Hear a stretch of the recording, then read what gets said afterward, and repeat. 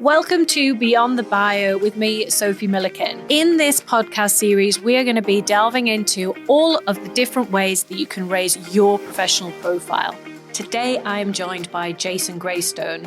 Jason is a hugely successful entrepreneur and professional investor. His love for investing allowed him to become completely financially free by the time he was 30 years old. Jason has a number of business interests, and today we are speaking specifically about the success of his YouTube channel, and in particular, one video that has gone completely wild, but that has not been an overnight success, and it has taken a number of years and lots of consistency to get to that point. Jason has some fantastic advice for anyone that is thinking about getting serious with YouTube, so let's get stuck in. Welcome to Beyond the Bio. I've been so excited to speak to you because I really want to pick your brain about your bloody YouTube channel. I'm excited to talk to you about this podcast because you've been meaning to do it for ages. I have been meaning to do it for ages. You're absolutely right. And now I'm absolutely loving it. And I just totally want to pick your brains about all sorts of things, actually. But today we are talking specifically about your YouTube channel. And obviously we know each other a bit, but I did try and just do a bit of a quick refresh to see what you've been up to make sure that I ask you some great questions today. And the thing that popped up was all about this video that you have on your YouTube channel that made an obscene amount of money from one video across 4 months. You've got to start by telling me about that, Jason. Well, the shiny object is the video made, 2 million, just shy of £2 million in 3 months. And funnily enough, a lot of people have been interested in, what do you do on YouTube? How does that work? And all the rest of it. But there's a little bit more to it than just, there's been a little bit of work in the background that's allowed that. It's not been an overnight success. It's not been. It's been an 8-year success, I think, right? It's been an 8-year. And it's kind of one of those moments where all the stars aligned and we were just ready for that one video. And it's kind of what I've been promoting all along as well. I'm saying I tend to teach what I find to work and what I believe in to be the most kind of universal laws of providing value and putting businesses and things. And it's been great to see. It's been great to be part of, just to experience. It's a great thing.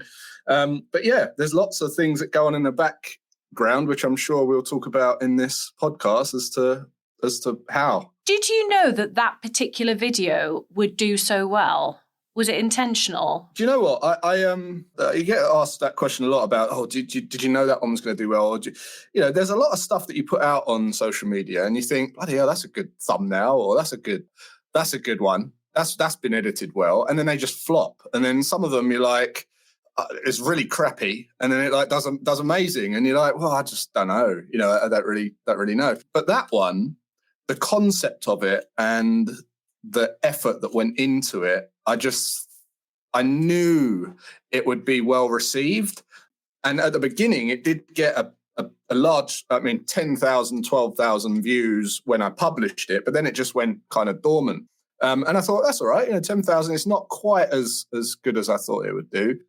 And then it took about, it was published in October last year. And then in April this year, I was in Dubai and it just started, triggering. So there's a lesson there for people who just give up on something, just don't give up on it. Just make sure you keep consistent, because that YouTube algorithm really does reward consistent creators. That's their whole product, right? They want to look after the creators. So they start promoting it, people start watching it, and then it just blew up from there. But back to your question, with the thumbnail and everything, I came up with a thumbnail first before I had the idea. And I was just looking at my bookshelf and, the For Dummies series.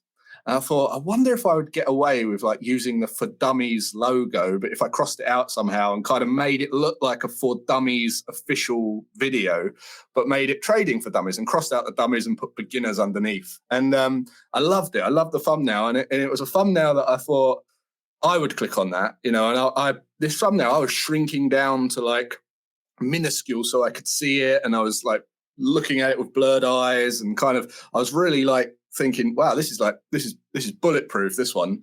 And then I had to create the video. So I just thought, I've always had this idea that the more you share and the more you give away, the more people want to work with you. The more people will pay you to teach them it again. And because it's all about the implementation, right? I just thought, sod it, I'm going to do a full blown. I want to do a video where, yeah. I basically wanted to do a video where they wouldn't need me after. And it actually it had the reverse effect. It made people want you more because they spend 2.5 hours with you building a lot of trust. I don't know about you, but if I ever geek out on a bit of equipment or something or learning something, if I spend enough time with someone on YouTube, I want to employ them. I want to go and find out how I can contact them and just work with them, right? And I've done that multiple times. Talk us through the numbers then. How did you get to the 2 million? At the time of the video, we had 1.4 million views. And the thing that really helped the YouTube algorithm was the retention rate. So the thumbnail was great. So you have to get people to click on your video. And that's usually to do with the thumbnail or the title. And the title, what I figured out works best for your listeners is not all of the Ask the Public and all the rest of it. I mean, they're great tools, don't get me wrong. You can just go to Google and type in your niche, okay, on the Google search bar. And there's a drop down with questions frequently asked.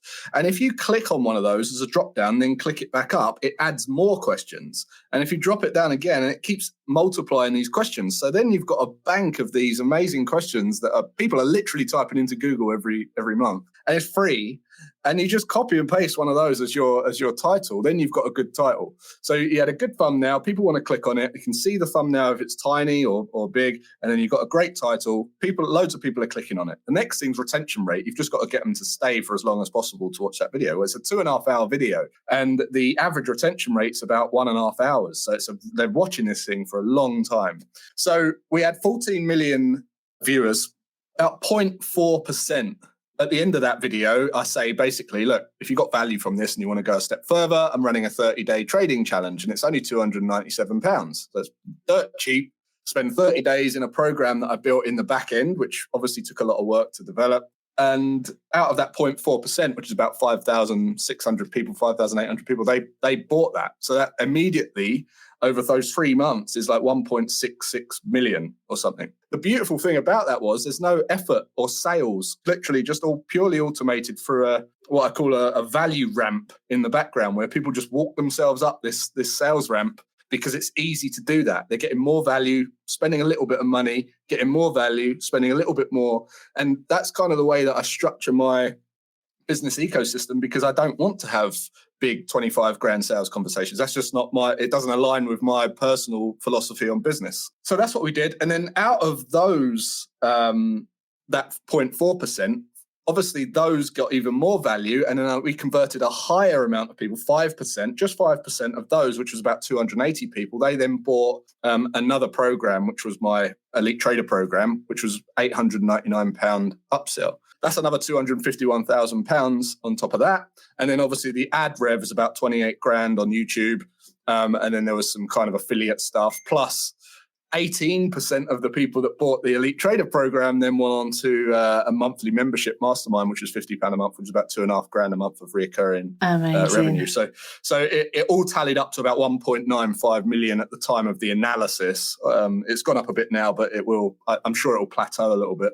Pretty good return though, right? It's a good return. And a lot of people say like, oh yeah, well, 8 years you've been doing YouTube. Well, I don't think 8 years is a long time for that kind of event to take place. I think that's a great return. You know, even if there's still like 250 grand a year or 200 grand a year, still pretty decent, even if you even it out over the time I've been doing YouTube. So it's so good. And will that video stay with that offer on just for as long as possible, I guess? So you're always going to be making money on it? Yes. So we're just going to keep the funnel going and we'll just build more. You know, the next one's Trading for Beginners Part 2, and then we're doing a Investing for Beginners, then we're doing a Stock Picking for Beginners, and then we're doing a Business for Beginners. Nice. And I'll just do this whole series, and each of those, as you know, I've already built like trial programs and I've built bigger programs off the back of that. So it'll just be the same funnels, you know, different programs, and it will just build and build. So when people think about YouTube, they often think about the ad revenue, don't they? And you mentioned there that this video so far has done 20,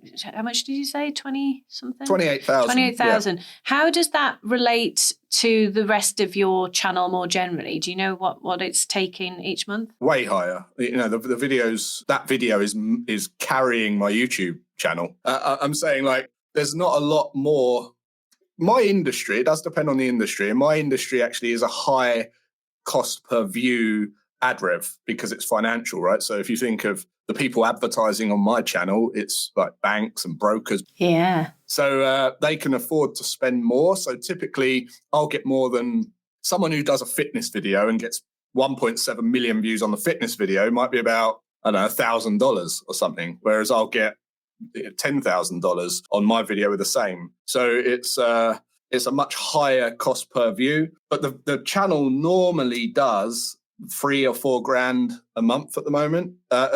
Without that video. But with that video, it's now doing 12 to 15 grand a month. So that video has kind of added another, I don't know, 400, 500% or whatever it is to the revenue. So big winners like that, that's what I want to create more of. Definitely. You've hit the jackpot, I think, on that one. So let's rewind a bit then, because as you said, this hasn't happened overnight. It has been 8 years in the making. And I remember seeing something that you put out about how awkward you were on video at the start and how it took you like a day or something to record some really... Whereas now, if anyone listens to you or watches your YouTube channel, and I'm sure anyone that hasn't come across you yet will do after listening to this episode, you come across as like really confident, you know what you're talking about. How did you shift between awkward and to super confident now? Because that's something I think that puts people off doing video content. Yeah, totally. I think, my first video took me 4 hours and it was 4 minutes long. I was sweating profusely, terrible at speaking.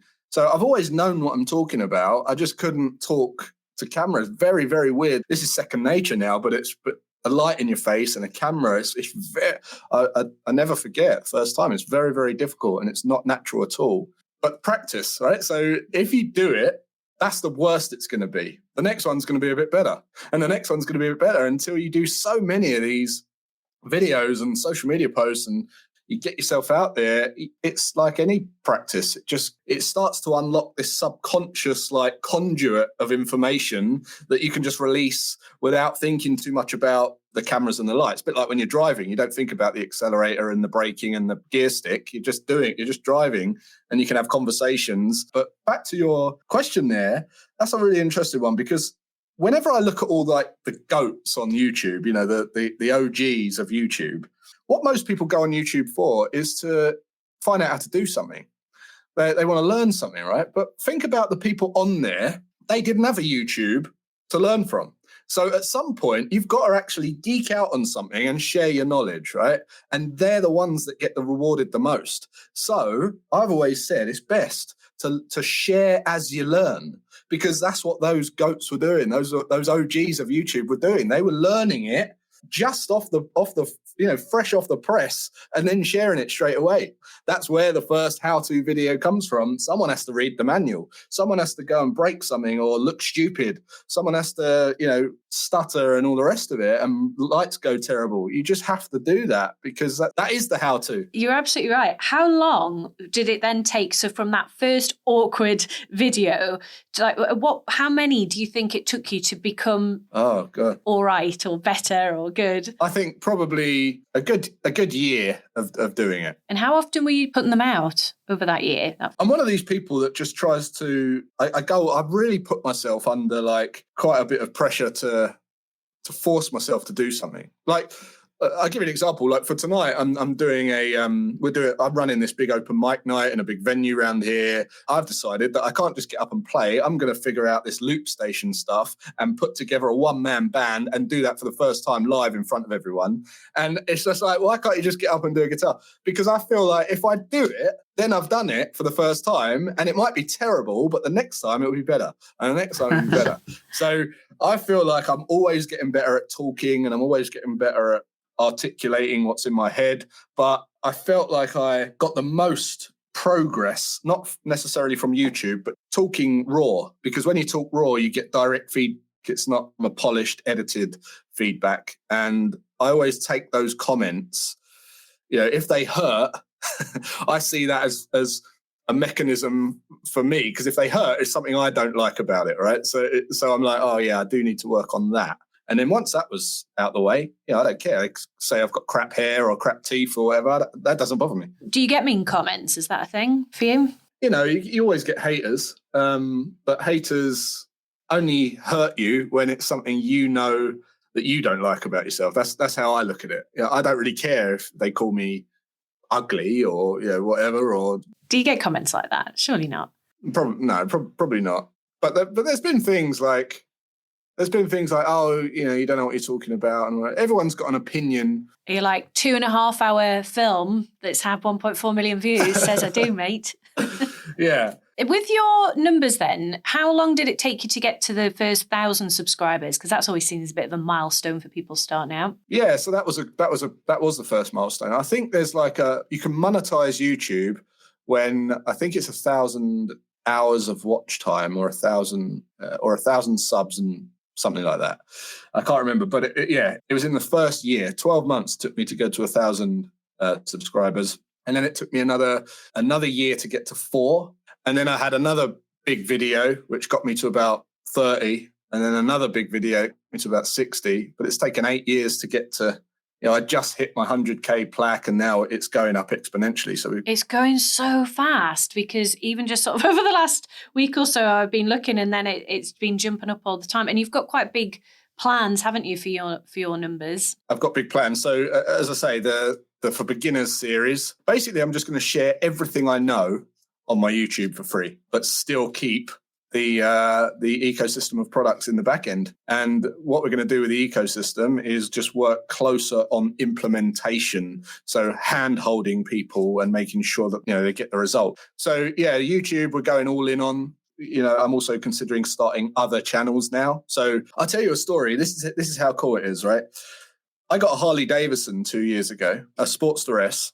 And I thought, I'm just going to ride this around and talk about the bike, my experience with the bike. I put a couple of GoPros on, and I'd started a new channel. It's called Bike Ride Talk. You can go and look it up. It's got 2 videos on it, right? The videos had 20,000 views, that first video. So now that is eligible for monetization. So imagine if every time I got on my bike and just spoke about the different features on my bike, I can now monetize the finance of the bike. And just go, I could just pay for the bike. I could start one skiing and do top to bottom reviews of mountains, start a YouTube channel. That's a big thing, apparently. I'm going to do one about holidays. Honestly, you can just review the hotels. That's wild. If I had an unboxing video for every bit of kit that I've unboxed and I reviewed it, I'm sure I would have been able to pay for all the kit that I've bought. It's an extraordinary way of an opportunity to make money, YouTube. So do you think YouTube's still a growing platform then? Do you think can all businesses benefit from being on it, even if they're late to start? I just look at YouTube as being TV, TV and a library and an entertainment platform and education platform, like everything in one. And I can see more and more kids, like I'm watching my kids, I'm watching other people's kids. They're going away from TikTok and they're going on to YouTube Shorts and YouTube and watching longer form content. And I also stay very close to Mr. Beast and watching what he's doing. And if he's working on it still, then I think it's not going anywhere. It's not going anywhere soon. So finally, what advice would you give to any aspiring YouTubers that are listening to this and they're ready to take the plunge? First thing, do something you love. Is so important. Don't try and put on a persona or a mask or try and be a character that you're not. That is just going to result in burnout. You're not going to want to do it. You're not going to want to do it for 8 years. If I had to pretend I was someone else every time, hey guys, all that stuff on YouTube, not only is that tiring and it kind of causes you to get extra creative about who you're going to be today, it also creates something inside of you of a lack of integrity, lack of authenticity. You're kind of dimming your light a little bit. So do something you love. And then just share whatever you learn now. The how-to isn't always there. So if there's no how-to, just start sharing your experience with it, as crap as that might be. Someone will be searching for that. Someone will get value from that. So tips on starting YouTube, just do it. Learn and share at the same time. I always say the Russell Brunson, when he talks about the catch me if you can, Frank Abagnale Jr., he's like, how did you pull the wool over the eyes of the university and pretend you was a teacher? And he said, all I had to do was read one paragraph ahead of the students. Such a powerful lesson, right? It's like, that is it. Do that. The first time's going to be horrible and you'll just get better and better and better. And I would say be really critical of your own video. look at the ums and the ers, look how fast you're speaking, look at the lighting, look at the camera, look at the quality, look at the music. Is the music too loud? Is the sound horrible? And every single video, just try and get a little bit better. And then it's just a case of working on a great thumbnail, great title, and then provide value. Try and get them to watch. Great advice. Where can people find you then? Your YouTube channel, which we will make sure we've got that in the show notes for sure. But which social platform are you most active on? Yeah, I use Instagram, J_Graystone. Unfortunately, there's a lot of fake accounts. So if you do follow me, just beware of anyone else contacting you. I won't contact you. But my podcast, Always Free, is a good one. If you're interested in investing, trading and wealth building and all that, YouTube's great. But I also run a podcast called Always Free, and I recommend you listen to episode 1 if you go and check that out. Awesome. Thank you so much, Jason. Thank you for listening. If you're serious about growing your profile, take our free profile assessment quiz to see where you're at right now and get hints and tips on how to improve your score. You'll find the link to the quiz in the show notes. If you've enjoyed the episode, it would be mint if you'd subscribe, like, and leave a review. See you next Monday.